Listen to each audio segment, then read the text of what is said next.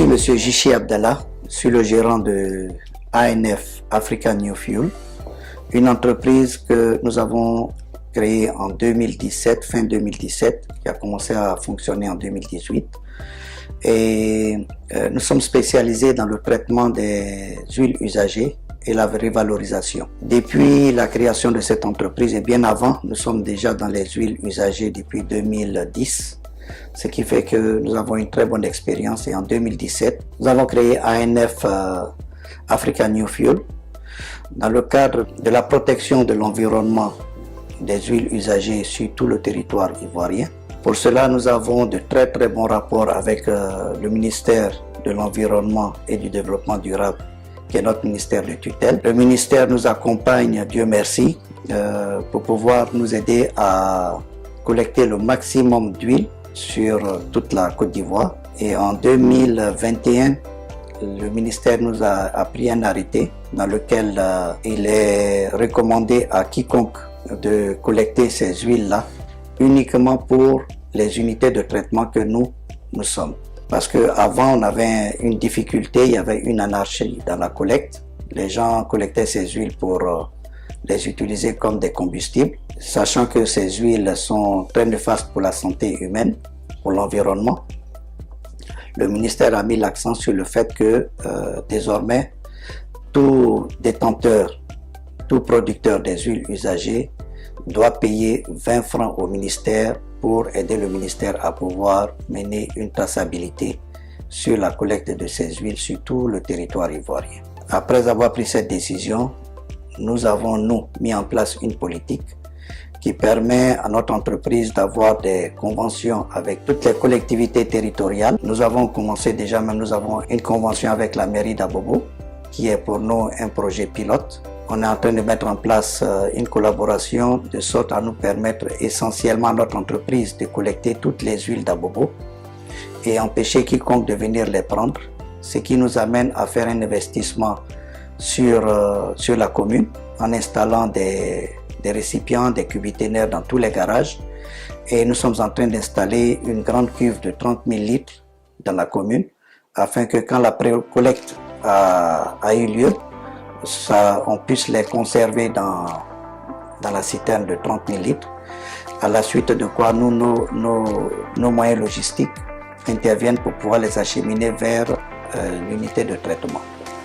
Une fois ce projet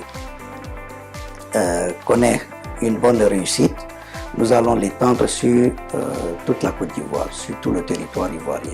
Nous sommes en train de travailler aussi avec des compagnies qui sont spécialisés pour l'enlèvement des huiles sur les navires, avec qui nous avons des conventions qui, une fois ces huiles sont retirées des navires, nous sont acheminées ici, ce qui nous permet aujourd'hui d'avoir une bonne capacité de production.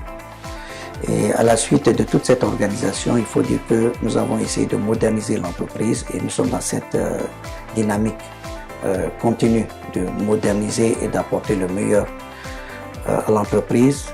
Mais il faut aussi dire que pour que l'entreprise porte ses fruits, il faut entretenir son personnel.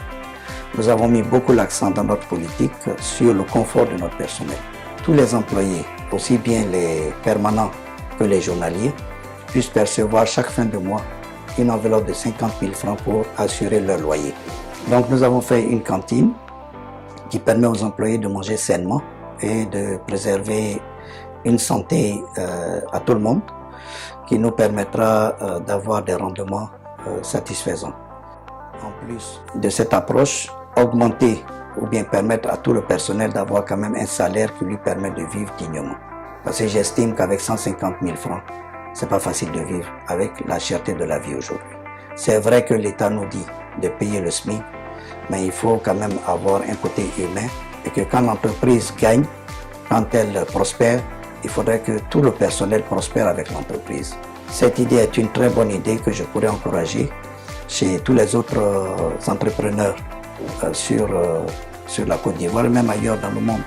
Parce qu'une entreprise permet à un personnel de vivre dignement sa vie. S'il doit travailler parce qu'il faut travailler, vraiment contre la volonté de lui-même, je pense que c'est pas une bonne chose. Il faut savoir partager quand on a. En plus de ça, nous avons l'habitude de faire quand même des actions sociales parce que nous tenons au RSE dans l'entreprise. Nous faisons des actions sociales au niveau de la commune quand des gens viennent nous voir pour des manifestations et tout. En tout cas, on répond toujours présent.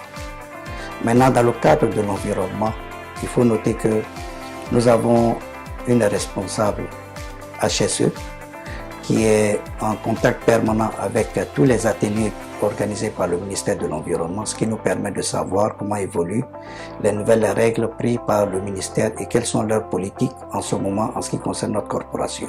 C'est autant que nous sommes en train de prévoir agrandir l'entreprise parce que nous voulons relever le défi du marché communautaire. Aujourd'hui, nous visons le marché communautaire, le marché de la sous-région.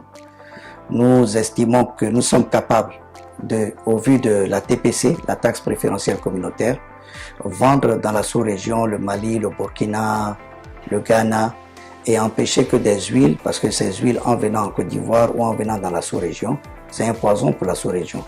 Ça devient un déchet vraiment dangereux, un déchet qui est difficile à gérer. Pourquoi aller chercher des déchets quand nous sommes capables de réutiliser ces huiles autant de fois que cela est nécessaire? Ce qui permet à notre entreprise d'être dans une économie circulaire. Ces huiles, nous les mettons sur le marché, nous les récupérons, nous les traitons, nous les remettons à nouveau sur le marché et ainsi de suite.